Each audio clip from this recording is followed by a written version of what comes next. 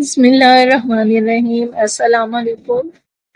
پہلے حصے میں آپ نے حضرت آدم علیہ السلام کا واقعہ ملاحظہ فرمایا تھا، اور دوسرے حصے میں حضرت آدم کی اسٹوری میں حضرت حوا علیہ السلام کی پیدائش کا ذکر کیا جائے گا۔ حضرت حوا علیہ السلام کی پیدائش سے پہلے حضرت آدم علیہ السلام اکیلے تھے۔ ان کا نہ کوئی ہم جنس تھا۔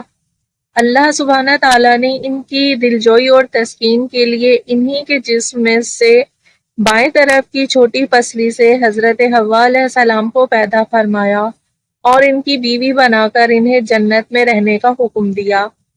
فرمان الہی ہے، وہی اللہ ہے جس نے تمہیں ایک جان یعنی حضرت آدم علیہ السلام سے پیدا کیا اور اسی سے اس کی بیوی پیدا کی تاکہ وہ اس سے یعنی اپنی بیوی سے سکون حاصل کرے۔ سورہ اعراف آیت نمبر 189۔ پھر اللہ فرماتے ہیں کہ ہم نے کہا اے آدم، آپ اور آپ کی بیوی حوا جنت میں رہو۔ سورہ بقرہ آیت نمبر 35۔ احادیث رسول اکرم صلی اللہ علیہ وآلہ وسلم ہے کہ عورتوں سے حسن سلوک سے پیش آؤ، کیونکہ وہ ٹیڑھی پسلی سے پیدا کی گئی ہیں۔ اگر تم اس پسلی کو سیدھا کرنا چاہو گے تو اسے توڑ بیٹھو گے۔ دوسری حدیث میں فرمایا ہے کہ حضرت آدم علیہ السلام سو رہے تھے کہ اللہ تعالیٰ نے اسی حالت میں ان کی بائیں طرف کی چھوٹی فصل سے حضرت حوا علیہ السلام کو پیدا کیا۔ ابلیس کی انسانی دشمنی۔ جب اللہ سبحانہ تعالیٰ نے حضرت آدم و حوا علیہ السلام کو عزت و اکرام سے نوازتے ہوئے جنت میں رہنے کا حکم دیا تو شیطان کو انسان کی یہ عزت و تکریم برداشت نہ ہوئی۔ اس نے اسی وقت سے ہی انسانوں کو گمراہ کرنے کا منصوبہ بنا لیا۔ انسان سے دشمنی کے لیے اس نے اللہ تعالیٰ سے مہلت طلب کی۔ اللہ عز و جل نے اسے قیامت تک کے لیے مہلت دے دی۔ فرمان الہی ہے کہ اس شیطان نے کہا اے اللہ، چونکہ آپ نے مجھے گمراہ کر دیا ہے، اس لیے میں ان انسانوں کو گمراہ کرنے کے لیے آپ کی سیدھی راہ پر گھات لگا کر ضرور بیٹھوں گا، پھر ان پر حملہ کروں گا، ان کے آگے سے بھی، پیچھے سے بھی، دائیں سے بھی اور بائیں سے بھی، اور آپ ان میں سے اکثر کو شکر گزار نہ پائیں گے۔ سورہ اعراف آیات 16 تا 17۔ ابلیس نے کہا اے اللہ، اب جب کہ آپ نے اس شخص آدم علیہ السلام کو مجھ پر فضیلت دے ہی دی ہے تو مجھے قیامت کے دن تک مہلت دے دیجیے، میں اس کی اولاد میں سے چند لوگوں کے علاوہ سب کو ضرور اپنے قابو میں کر لوں گا۔ سورہ بنی اسرائیل آیت نمبر 62۔ ابلیس نے کہا اے میرے رب، مجھے اس دن تک مہلت دے دیجئے جب لوگ دوبارہ اٹھائے جائیں گے۔ اللہ نے فرمایا تجھے مہلت دی جاتی ہے اس دن تک جس کا وقت معلوم مقرر ہے۔ ابلیس نے کہا اب آپ کی عزت کی قسم میں ان سب لوگوں کو بہکا کر رہوں گا سوائے تیرے مخلص بندوں کے۔ سورہ صاد آیات نمبر 79 تا 83۔ رسول اکرم صلی اللہ علیہ وآلہ وسلم نے فرمایا یقین مانو شیطان آدم علیہ السلام کی اولاد کو گمراہ کرنے کے لیے اسلام کی راہ پر بیٹھا ہوا ان کے دلوں میں یہ وسوسہ ڈالتا ہے کہ افسوس تم اپنے باپ دادا کا دین چھوڑ کر مسلمان ہو رہے ہو۔ سعادت مند لوگ اس کی بات ٹھکرا کر مسلمان ہو جاتے ہیں۔ پھر شیطان جہاد کی راہ پر بیٹھ کر کہتا ہے کہ جہاد کیوں کرتے ہو، تم مارے جاؤ گے، تمہاری عورت کسی اور سے نکاح کر لے گی اور تمہارا مال تقسیم کر لیا جائے گا۔ مگر سعادت مند لوگ اس کی بات رد کر کے جہاد کے لیے نکل پڑیں گے۔ ایسے لوگ یقیناً جنتی ہیں، خواہ شہید ہو جائیں یا ڈوب کر یا کچل کر مر جائیں۔ اللہ تعالیٰ کی بنی آدم کو ابلیس کی دشمنی پر تنبیہ۔ اللہ تعالیٰ نے ابلیس کو قیامت تک مہلت دینے کے بعد بنی نوع انسان کو ابلیس کی دشمنی سے آگاہ فرما دیا اور یہ وضاحت کر دی کہ تمہارا سب سے بڑا دشمن شیطان ہے۔ اس سے بچنے کی ہر ممکن کوشش کرو، یہ بڑا چالاک اور چھپ کر وار کرنے والا ہے۔ تو تم اسے اور اس کے چیلوں کو نہیں دیکھ سکتے، لیکن وہ تمہیں دیکھ رہا ہوتا ہے۔ اس نے تمہارے ماں باپ کو دھوکہ دے کر جنت کی آرام دہ زندگی سے محروم کروا دیا تھا۔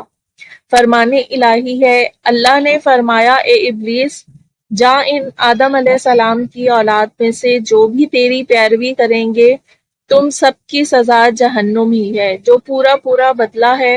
اور ان اولاد آدم میں سے تو جسے بھی اپنی آواز خوشنما الفاظ سے گمراہ کر سکتا ہے کر لے۔ ان پر اپنے سوار اور پیادے بھی دوڑا، ان کے مال اور اولاد میں بھی اپنا حصہ کر لے، ان سے جھوٹے وعدے بھی کر لے، اور ان اولاد آدم سے شیطان کے سارے وعدے محض دھوکہ ہی ہیں۔ اللہ نے فرمایا، بے شک میرے مخلص بندوں پر تیرا زور نہیں چلے گا، اور تمہارا رب ان مخلص بندوں کی دستگیری کرنے کے لیے کافی ہے۔ سورہ بنی اسرائیل آیات نمبر 63 تا 65۔ پھر ایک اور جگہ پر فرمایا، اور یاد کرو جب ہم نے فرشتوں سے کہا کہ آدم علیہ السلام کو سجدہ کرو تو ابلیس کے علاوہ سب نے سجدہ کیا۔ وہ ابلیس جنات میں سے تھا۔ اس ابلیس نے اپنے پروردگار کے حکم کی نافرمانی کی، تو انسانوں، کیا تم پھر بھی اسے اور اس کی اولاد کو میرے بعد دوست بناتے ہو، حالانکہ وہ تمہارے دشمن ہیں۔ آگاہ رہو، ایسے ظالموں کے لیے بہت ہی برا بدلہ ہے۔ سورہ کہف آیت نمبر 50۔ حضرت آدم و حوا علیہ السلام کے خلاف ابلیس کی چال۔ جب ابلیس نے یہ دیکھا کہ اللہ تعالیٰ نے حضرت آدم و حوا علیہ السلام کو عزت دیتے ہوئے انہیں جنت میں رہنے کا حکم دے دیا ہے، تو حسد کی آگ میں جل گیا، اور انسان دشمنی کا عملی مظاہرہ کرتے ہوئے انہیں جنت سے نکلوانے کے لیے چال چلنے لگا۔ وہ بڑا ہمدرد بن کر حضرت آدم و حوا علیہ السلام کے پاس آ کر کہنے لگا کہ تمہیں معلوم نہیں کہ اس درخت کے قریب جانے سے تمہیں کیوں روکا گیا ہے؟ میں تمہیں ایک راز کی بات بتاتا ہوں۔ اللہ تعالیٰ نے تمہیں اس درخت کے پاس جانے سے اس لیے روکا ہے کہ اگر تم اس کا پھل کھا لو گے تو فرشتے بن جاؤ گے، یا پھر ہمیشہ کے لیے جنت کی زندگی پالو گے۔ فرمان الہی ہے کہ تمہارے رب نے تو تم کو اس درخت کا پھل کھانے سے صرف اس لیے منع کیا ہے کہ تم فرشتے نہ بن جاؤ یا ہمیشہ زندہ رہنے والوں میں سے نہ ہو جاؤ۔ سورہ اعراف آیت نمبر 20۔ دوسری آیت میں فرمایا ہے کہ شیطان نے ان آدم علیہ السلام کے دل میں وسوسہ ڈال دیا اور کہا، اے آدم، کیا میں تمہیں ہمیشہ کی زندگی کا درخت اور ایسی بادشاہت نہ بتاؤں جو کبھی ختم نہ ہو۔ سورہ طٰہٰ آیت نمبر 120۔ حضرت آدم و حوا علیہ السلام کا ممنوعہ درخت کا پھل کھانا۔ حضرت آدم علیہ السلام ابلیس کو اپنا ہمدرد اور خیرخواہ سمجھ کر اس کے بہکاوے میں آ گئے، اور جس درخت کے پاس جانے سے اللہ رب العزت نے منع کیا تھا اس کے پاس چلے گئے، اور جیسے ہی اس درخت کا پھل کھا چکے تو ان کے جسم پر سے جنت کا لباس فوراً اتر گیا۔ فرمان الہی ہے، ہم نے کہا، اے آدم، یہ تمہارا اور تمہاری بیوی کا کھلا دشمن ہے، خیال رکھنا ایسا نہ ہو کہ یہ تم دونوں کو جنت سے نکلوا دے، پھر تم مصیبت میں پڑ جاؤ گے۔ یہاں تو تمہیں آرام ہے، نہ تمہیں بھوک ستاتی ہے، نہ تم برہنہ نہ ننگے رہتے ہو، نہ تمہیں پیاس لگتی ہے اور نہ ہی دھوپ ستاتی ہے۔ سورہ طٰہٰ آیت نمبر 117 تا 119۔ حضرت آدم علیہ السلام اور حضرت حوا جنت میں آرام اور سکون سے رہنے لگے، اور شیطان انہیں بہکانے کے لیے مسلسل ان کا پیچھا کرتا رہا۔ آخرکار اس نے حضرت آدم و حوا علیہ السلام کو بہکانے کے لیے ان کے دل میں وسوسے ڈالنا شروع کر دیے، اور کہنے لگا، اے آدم، کیا میں تمہیں ایسا درخت نہ بتاؤں جسے کھانے کے بعد تم جنت میں ہمیشہ کے لیے رہو گے؟ حضرت آدم و حوا نے اس درخت کا پھل کھانے سے انکار کر دیا۔ شیطان نے اعتماد دلانے کے لیے جھوٹی قسم کھا کر کہا کہ میں تو تمہارا خیر خواہ ہوں اور تمہیں اچھی بات بتا رہا ہوں۔ شیطان کی قسم کھانے پر حضرت آدم و حوا اس کے بہکاوے میں آ گئے، اور اللہ عز و جل سے کیے ہوئے عہد کو بھول بیٹھے۔ جس درخت سے اللہ تعالیٰ نے منع فرمایا تھا اس کا پھل کھا لیا۔ حضرت آدم و حوا علیہ السلام نے جیسے ہی ممنوع درخت کا پھل کھایا، ان کا جنتی لباس جسم سے اتر گیا اور وہ شرم کے مارے اپنے ستر کو چھپانے کے لیے جنت کے درختوں کے پتے اپنے اوپر چپکانے لگے۔ حضرت آدم و حوا علیہ السلام کا جنت سے اخراج کیسے ہوا؟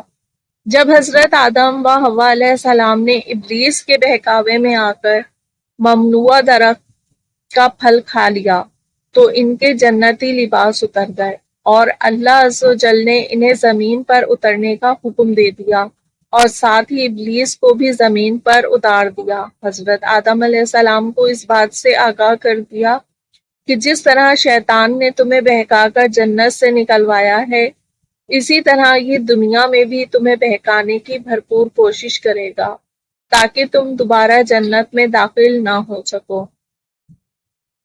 لہٰذا اپنے آپ کو اس کی چال سے بچانے کی بھرپور کوشش کرو۔ رسول اکرم صلی اللہ علیہ وآلہ وسلم نے فرمایا، اللہ تعالیٰ نے جب آدم علیہ السلام کو جنت سے زمین پر اتارا تو انہیں دنیا میں جینے کا ہنر بھی سکھا دیا اور جنت کے کچھ پھل بھی عطا فرمائے تھے۔ فرمانے الہی ہے، پھر آدم علیہ السلام نے اپنے رب سے چند کلمات سیکھ لیے تو اللہ نے ان کی توبہ قبول کر لی۔ بے شک وہی توبہ قبول کرنے والا بے حد رحم کرنے والا ہے۔ سورہ بقرہ آیت نمبر 37۔ حضرت آدم علیہ السلام کے دعائیہ کلمات۔ اے ہمارے رب، ہم اپنے آپ پر ظلم کر بیٹھے ہیں، اب اگر آپ نے ہمیں معاف نہ کیا اور ہم پر رحم نہ فرمایا تو یقیناً ہم نقصان پانے والوں میں سے ہو جائیں گے۔ اللہ تعالیٰ نے آپ علیہ السلام کو معاف کر دیا۔ اس دعا میں حضرت آدم علیہ السلام کی 5 خوبیوں کا ذکر ہے۔ نمبر 1، اپنی غلطی کا اعتراف کیا۔ نمبر 2، غلطی پر شرمندہ ہوئے۔ نمبر 3، اپنے نفس کو ملامت کی۔ نمبر 4، فوراً توبہ کی۔ نمبر 5، اللہ کی رحمت سے نا امید نہ ہوئے۔ ہمیں بھی اپنی عملی زندگی میں اگر ہم سے کوئی گناہ سرزد ہو جائے تو انہی ہی باتوں کو اپنانا چاہیے۔ حضرت آدم و حوا علیہ السلام کی اولاد۔ اللہ تعالیٰ نے آدم و حوا علیہ السلام کو بہت ساری اولاد عطا فرمائی۔ حدیث رسول اکرم صلی اللہ علیہ وآلہ وسلم ہے کہ جب اللہ تعالیٰ نے آدم علیہ السلام کو پیدا فرمایا تو آپ علیہ السلام کی پشت پر ہاتھ پھیرا، قیامت تک پیدا ہونے والی ہر جان آپ علیہ السلام کی پشت سے ظاہر ہوگی۔ اللہ تعالیٰ نے ہر ایک کی آنکھ کے درمیان نور کی چمک رکھ دی، پھر انہیں آپ علیہ السلام کو دکھایا۔ آپ نے پوچھا، اے میرے رب یہ کون ہیں؟ اللہ تعالیٰ نے جواب دیا، یہ تمہاری اولاد ہیں۔ آپ کو اپنی اولاد میں سے ایک آدمی ایسا نظر آیا جس کی پیشانی کی چمک پر آدم علیہ السلام کو بہت اچھی لگی۔ حضرت آدم نے پوچھا، اے میرے رب یہ کون ہیں؟ اللہ تعالیٰ نے جواب دیا، آپ کی اولاد میں سے آخری زمانے کی قوموں میں سے ایک نبی ہے جس کا نام داؤد ہوگا۔ آپ نے پوچھا، اے میرے رب آپ نے اس کی عمر کیا مقرر کی ہے؟ اللہ تعالیٰ نے جواب دیا، 60 سال۔ آپ نے عرض کیا، اے میرے رب اسے میری عمر میں سے 40 سال عنایت فرما دیجئے۔ چنانچہ آدم علیہ السلام کی مقرر عمر ختم ہوئی تو موت کا فرشتہ ان کی روح قبض کرنے کے لیے آیا۔ آپ علیہ السلام نے فرمایا، میری عمر میں سے 40 سال باقی نہیں ہیں۔ فرشتے نے عرض کیا، آپ نے وہ 40 سال اپنے بیٹے داؤد کو دے دیے تھے، چونکہ آپ علیہ السلام بھول گئے اس لیے آپ کی اولاد بھی بھول جاتی ہے، آپ سے غلطی ہوئی ہے اس لیے آپ کی اولاد سے بھی غلطی ہوتی ہے۔ حضرت آدم علیہ السلام کی اولاد سے توحید الہی کا عہد۔ حضرت آدم علیہ السلام کو پیدا فرمانے کے بعد جب اللہ رب العزت نے آپ علیہ السلام کی پشت پر ہاتھ پھیرا تو آپ کی اولاد ظاہر ہو گئی۔ پھر اللہ عز و جل نے آپ کے سامنے آپ کی تمام اولاد سے اپنی توحید کا پکا عہد و پیمان لیا۔ رسول اکرم صلی اللہ علیہ وآلہ وسلم کی حدیث ہے، قیامت کے دن ایک جہنمی سے کہا جائے گا کہ اگر تیرے پاس پوری دنیا کا مال و دولت ہو تو کیا فدیے کے طور پر جہنم سے چھٹکارا حاصل کرنے کے لیے سب مال دے دے گا؟ وہ کہے گا جی ہاں۔ تب اللہ تعالیٰ فرمائیں گے، جب تو آدم علیہ السلام کی پشت میں تھا اس وقت میں نے تجھ سے اس سے بھی آسان چیز کا وعدہ کر لیا تھا کہ میرے ساتھ شرک نہ کرنا، لیکن تو نے پھر بھی شرک کرنے پر ہی اصرار کیا۔ حضرت ابی بن کعب رضی اللہ تعالیٰ عنہ اللہ تعالیٰ کے اس فرمان سورہ اعراف کی آیت نمبر 172 تا 173 کی تفسیر بیان کرتے ہوئے فرماتے ہیں کہ اللہ سبحانہ تعالیٰ نے تمام بنی آدم کو ان کے باپوں کی پشتوں سے نکالنے کے بعد جمع کیا اور انہیں جوڑا جوڑا بنا کر پھر انہیں صورتیں عطا کی اور قوت گویائی عطا فرمائی۔ بس وہ بولنے لگے، پھر اللہ تعالیٰ نے ان سے توحید الہی پر قائم رہنے کے لیے بڑا مضبوط عہد و پیمان لیا اور انہیں ان کے نفسوں پر گواہ بنایا کہ کیا میں تمہارا رب نہیں ہوں؟ سب نے گواہی دیتے ہوئے کہا جی ہاں آپ ہی ہمارے رب ہیں۔ پھر اللہ جل جلال نے فرمایا، میں ساتویں آسمان، ساتوں زمینوں اور تمہارے باپ آدم علیہ السلام کو تم پر گواہ بناتا ہوں کہ کہیں تم قیامت کے دن یہ نہ کہو کہ ہمیں تو اس کا علم ہی نہیں تھا۔ یاد رکھو میرے علاوہ کوئی معبود برحق نہیں اور میرے علاوہ کوئی بھی پروردگار نہیں، لہٰذا میرے ساتھ کسی کو بھی شریک نہیں ٹھہرانا۔ بے شک میں تمہارے پاس اپنے پیغمبروں کو بھیجتا رہوں گا جو تمہیں میرے ساتھ کیے ہوئے اس عہد و پیمان کو یاد دلاتے رہیں گے، اور میں تم پر اپنی کتابیں بھی نازل فرماؤں گا۔ سب نے کہا ہم گواہی دیتے ہیں کہ آپ بھی ہمارے پروردگار اور حقیقی معبود ہیں، آپ کے علاوہ کوئی بھی ہمارا پروردگار اور معبود نہیں۔ سب نے اس بات کا اقرار کیا۔ حضرت آدم علیہ السلام کو اونچا کر کے سب کو دکھایا گیا۔ آپ علیہ السلام نے دیکھا کہ کچھ مالدار ہیں اور کچھ غریب ہیں، کچھ خوبصورت ہیں اور کچھ بدصورت۔ حضرت آدم نے عرض کیا، اے میرے پروردگار، آپ نے اپنے بندوں کو ایک جیسا کیوں نہیں بنایا؟ اللہ رب العزت نے جواب دیا، میں نے چاہا کہ میرا شکر ادا کیا جائے۔ آپ نے انبیاء علیہ السلام کو دیکھا کہ وہ روشن قندیلوں کی طرح نمایاں ہیں۔ اللہ رب العزت نے ان سے بھی رسالت و نبوت کے متعلق خصوصی عہد و پیمان لیا۔ ناظرین، آپ کو قرآن پاک کی آیات کے ساتھ ہی سارا واقعہ بیان کیا جا رہا ہے تاکہ کسی قسم کی شک کی گنجائش نہ رہے کہ اپنی طرف سے من گھڑت باتیں ہیں، سچی ہیں یا جھوٹی ہیں۔ اب اس سے اگلی ویڈیو میں آپ حضرت آدم علیہ السلام کے بیٹے حابیل اور قابیل کا واقعہ ملاحظہ فرمائیں گے۔ تو ویڈیو کو دیکھتے رہیے گا، لائک اور شیئر کیجیے گا۔ شکریہ۔